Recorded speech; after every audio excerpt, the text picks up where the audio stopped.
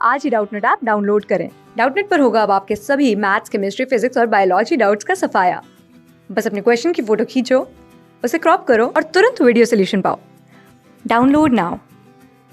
यहाँ पर हमें दिए गए ऑप्शंस को देखकर बताना है कि इनमें से कौन सा स्टेटमेंट ट्रांसजेनिक एनिमल्स के बारे में सही नहीं है। तो जो गलत स्टेटमेंट होगा उसको हम यहाँ पर सेलेक्ट करेंगे। और ट्रांसजेनिक एनिमल्स से हमारा क्या मतलब है, यहाँ पर हम ऐसे ऑर्गेनिजम्स की या पर्टिकुलरली ऐसे एनिमल्स की बात कर रहे हैं जिन्हें जेनेटिकली मॉडिफाई किया गया है। इन्हीं को जीएमओ भी कहा जाता है, यानी जेनेटिकली मॉडिफाइड ऑर्गेनिजम्स।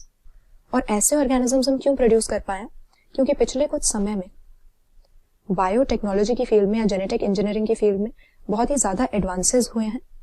और अब हमारे पास कई ऐसे टूल्स हैं जिनकी हेल्प से हम लिविंग ऑर्गेनिजम्स के डीएनए को यानी इनके जेनेटिक मटेरियल को मैनिपुलेट कर सकते हैं, यानी इनमें कुछ ऐसे चेंजेस ला सकते हैं कि डिजायर्ड जीन्स को इनमें इंट्रोड्यूस करके ये कमर्शियल लेवल पे हमारे काम आ सके। तो वैसे तो हर तरह के जेनेटिकली मॉडिफाइड एनिमल्स प्रोड्यूस किए गए हैं। हमारे पास genetically modified sheep, rabbit, fishes, सब तरह के एनिमल हैं, लेकिन ज्यादातर हमारे 95% से ऊपर जो जेनेटिकली मॉडिफाइड एनिमल्स हैं वो चूहे होते हैं। क्यों? क्योंकि लेबोरेटरी में अगर किसी भी चीज की टेस्टिंग करनी है या कोई भी रिसर्च करनी है, साइज इनका काफी छोटा है, इनको काफी एक्सटेंसिवली ऑलरेडी मैनिपुलेट किया जा चुका है इनके डीएनए को, इसीलिए काफी आसानी रहती है। तो 95% हमारे ट्रांसजेनिक एनिमल्स या जेनेटिकली मॉडिफाइड एनिमल्स जो हैं ये माइस हैं। और इनके बारे में पहली स्टेटमेंट हमें दी है कि इनको वैक्सीन की सेफ्टी टेस्ट करने के लिए डेवलप किया जा रहा है। क्योंकि ह्यूमन बींग्स को कोई दवाई दी जाए, इससे पहले सिर्फ वैक्सीन या मेडिसिन में नहीं बल्कि कॉस्मेटिक्स में भी एनिमल्स पे टेस्टिंग होती है। और इसका एग्जाम्पल हमारे पास पोलियो वैक्सीन, जिसको माइस के ऊपर ही टेस्ट किया गया था ह्यूमन बींग्स को एडमिनिस्टर करने से पहले। तो ये स्टेटमेंट तो हमारा सही है कि ट्रांसजेनिक माइस को हमने वैक्सीन सेफ्टी टेस्ट करने के लिए यूज किया है। इसके बाद दूसरा हमें स्टेटमेंट दिया है कि इनको कॉम्प्लेक्स फैक्टर्स स्टडी करने के लिए यूज किया जाता है जो कि ग्रोथ में इन्वॉल्व होते हैं, जैसे इंसुलिन लाइक ग्रोथ फैक्टर। तो ये भी बिल्कुल करेक्ट बात है। नॉर्मल फिजियोलॉजी एनिमल बॉडी की अगर हमें स्टडी करनी है तो ऑब्वियसली ह्यूमन बीइंग्स पे इस तरह की रिसर्च लेबोरेटरी में बहुत ही लिमिटेड हो सकती है। तो किस तरह से जीन्स की रेगुलेशन होती है, अगर हमें पता लगाना है किसी जीन के बारे में तो ये जीन इसमें इंट्रोड्यूस करके हम इन एनिमल्स पे रिसर्च कर सकते हैं। इसके बाद किस तरीके से डिफरेंट बायोलॉजिकल फैक्टर्स किसी एनिमल की बॉडी में इफेक्ट शो कर रहे हैं, इसके बारे में भी जान सकते हैं।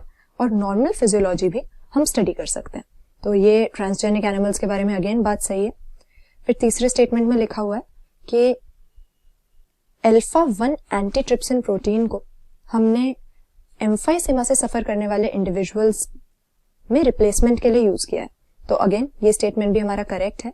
ट्रांसजेनिक एनिमल्स को हम कई बायो प्रोडक्ट्स प्रोड्यूस करने पे भी लार्ज स्केल के लिए यूज करते हैं। और अल्फा-1 एंटीट्रिप्सिन एक ऐसा प्रोटीन है जिसे इसी तरह के ट्रांसजेनिक एनिमल्स से मास स्केल पे प्रोड्यूस किया गया एम्फिसिमा नाम का जो रेस्पिरेटरी डिसऑर्डर होता है ह्यूमन बीइंग्स में, इसके ट्रीटमेंट के लिए। तो तीसरा स्टेटमेंट भी हमारा करेक्ट है। लास्ट स्टेटमेंट में लिखा हुआ है कि 1997 में पहली ट्रांसजेनिक काउ बनाई गई थी रोजी, जिसने बीटा लैक्टोल्ब्यूमिन नाम के ह्यूमन प्रोटीन से एनरिच्ड मिल्क बनाया था। तो ये बात तो सही है कि 1997 में रोजी नाम की ये ट्रांसजेनिक काउ बनी थी और इसका जो मिल्क था ये ह्यूमन प्रोटीन से एनरिच्ड था। 2.4 ग्राम पर लीटर इसमें प्रोटीन की कॉन्सेंट्रेशन थी। और इस दूध को ह्यूमन बेबीज के लिए एक बैलेंस डाइट माना गया था, क्योंकि वैसे अगर नॉर्मल गाय का दूध देते हैं तो उसमें उतना प्रोटीन नहीं होता है जो कि ह्यूमन बेबीज को फायदा कर सके। लेकिन इस ट्रांसजेनिक गाय का दूध ह्यूमन बेबीज के लिए बहुत ही एक हेल्दी डाइट थी। लेकिन यहाँ पर प्रोटीन का जो नाम दिया हुआ है बीटा लैक्टोल्ब्यूमिन, इसके बदले अल्फा लैक्टोल्ब्यूमिन होना चाहिए। बस इस गलती की वजह से ये हमारा स्टेटमेंट यहाँ पे इनकरेक्ट हो जाएगा। तो सारे स्टेटमेंट्स हमें करेक्ट दिए हैं। ऑप्शन डी हम अपना इनकरेक्ट स्टेटमेंट मार्क कर देंगे, क्योंकि जो ट्रांसजेनिक काउ रोजी थी उसको मिल्क प्रोड्यूस करने के लिए यूज तो किया गया था जो ह्यूमन प्रोटीन से एनरिच था, पर इस ह्यूमन प्रोटीन का नाम अल्फा लैक्टोल्ब्यूमिन है। तो ऑप्शन डी सही आंसर हो जाएगा हमारा। क्लास 6 से 12 से लेके नीट, IIT, JEE मेंस और एडवांस के लेवल तक 10 मिलियन से ज्यादा स्टूडेंट्स का भरोसा। आज ही डाउनलोड करें डाउटनेट ऐप या व्हाट्सएप कीजिए अपने डाउट्स 8400 400 400 पर।